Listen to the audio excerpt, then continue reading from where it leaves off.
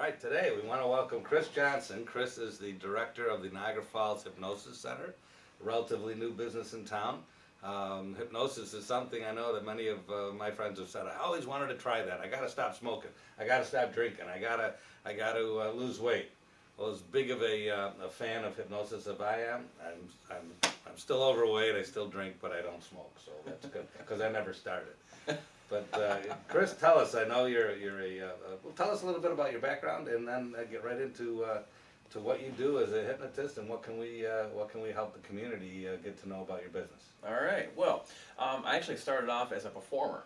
I was a magician from a very young age of 8 years old. Went full time in 2002. Been doing magic for 15 years, however. And started doing magic shows all across the country, using my talents to give out motivational messages and everything, like stress and the value of teamwork in a work atmosphere, that kind of thing.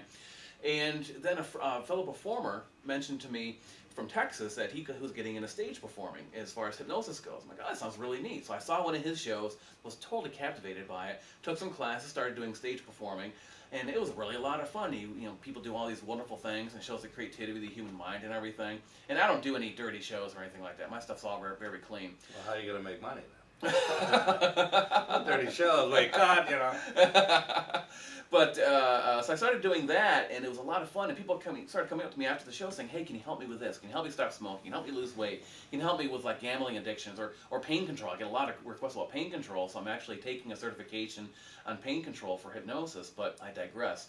So I got into it, and I got my certification from the NGH, which is the National Guild of Hypnotists, the largest governing body of hypnotists in the world, represented by 75 countries.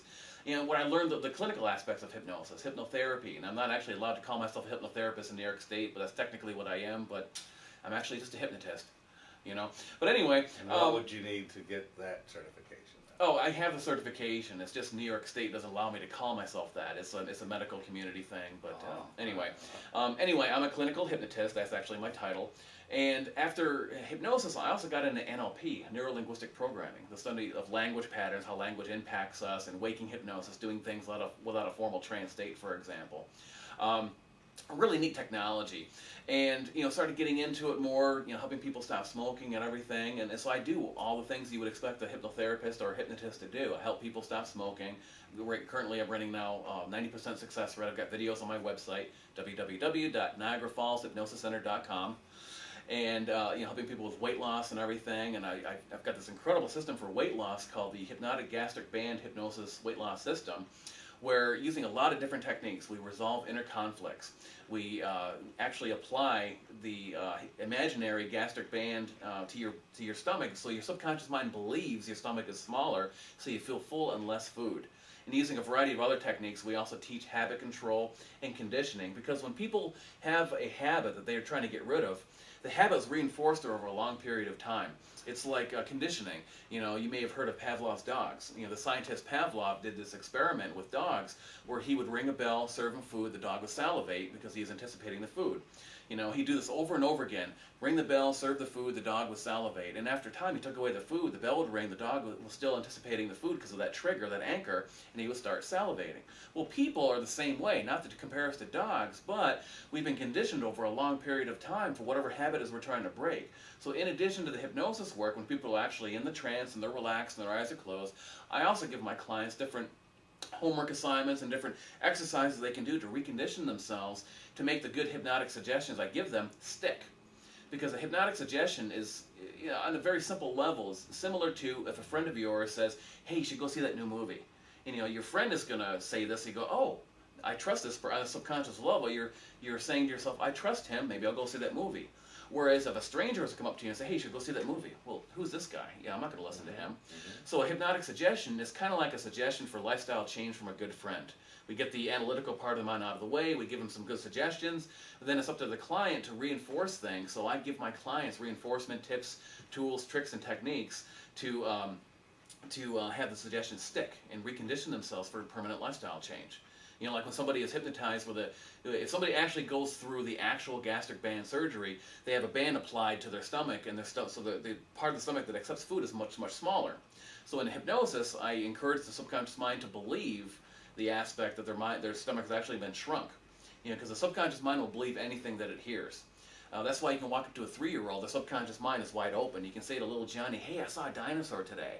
And they'll say, really? And then as we get older, our critical factor, our analytical part of our mind, makes it so we don't accept just anything anymore. But anyway, we get that part of the mind out of the way. The subconscious mind accepts that part of the suggestions that, hey, we've actually had this going on inside of us. And to reinforce that, I give my clients a little pink golf ball, so it serves as a tactile reminder of the fact that they've had this conditioning applied to their mind. Again, more of the conditioning process. And there's other things that I do too, but I digress. Now we can tell tales out of school because I'm the person we want to talk about for a second. Instead of worrying about HIPAA regulations or whatever. About 2 hours ago, we had this session where he has done a simulated, gastro bypass on me. You put the band on. I'm convinced my stomach is this big now, folks. So, number one, it'll be a lot cheaper to buy me lunch if anyone wants to take me out. You will not see a huge plate anymore, and I'm sorry to my friends at the Como. I don't know how business will be if I don't if I'm starting to eat this much from now on. But it's just more to take home. But anyway, I'm anxious to see how that works. My first experience with hypnosis was at Brockport when I was at college. And the first thing the guy said is anyone can hypnotize anyone. You have to believe in the person. Certainly they have to know what they're doing. But he said any more than if your little sister come up and said, I'm going to hypnotize you, you don't believe her, it's not going to work. Right. We meet somebody like you. You seem certainly well educated in this field, and if you have time to spend with Cris, you'll find out that there's certainly a lot of knowledge and a lot of different things involved with hypnosis that he can apply to whatever situation that you want to do. So. And some questions for you, Craig, for the listeners and the viewers out there. Did I make you cluck like a chicken? I don't know. I don't remember.